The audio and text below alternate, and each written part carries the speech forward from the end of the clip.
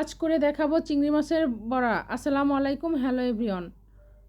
চিংড়ি মাছের বড়া করার জন্য আমি কিছুটা পরিমাণ চিংড়ি মাছ নিয়েছি। এখানে কুচু চিংড়ি নিতে হবে। চিংড়িগুলো ভালো করে পরিষ্কার করে ধুয়ে তারপরে পাটাতে ভালো করে মিহি করে বেটে নিব।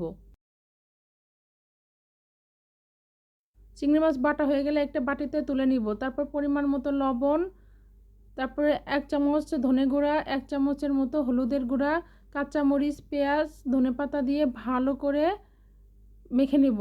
সাথে সামান্য একটু আদা ও রসুন বাটা দিয়ে দিব।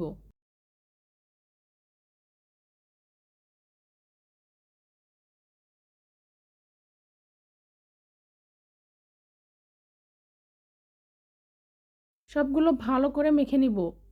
সবগুলো মাখা হয়ে গেলে চুলাতে একটা ফ্রাই প্যান বসিয়ে ফ্রাই প্যানটা গরম হয়ে গেলে পরিমাণ মতো সয়াবিন তেল দিয়ে দিব।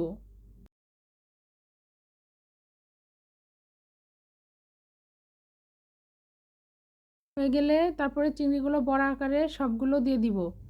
একটা একটা করে সুন্দর করে দিয়ে দিব।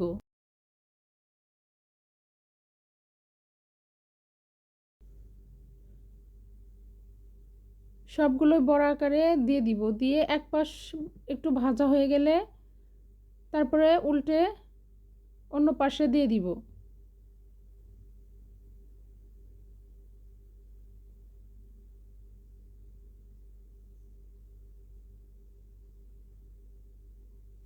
সবগুলো বড়া ভালো করে উল্টে অন্য পাশে দিয়ে দিব।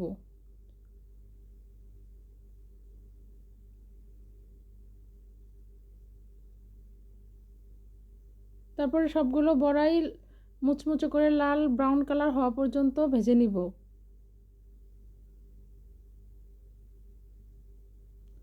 আমার বড়াগুলো ভাজা হয়ে গেছে, এবার উঠিয়ে নিব।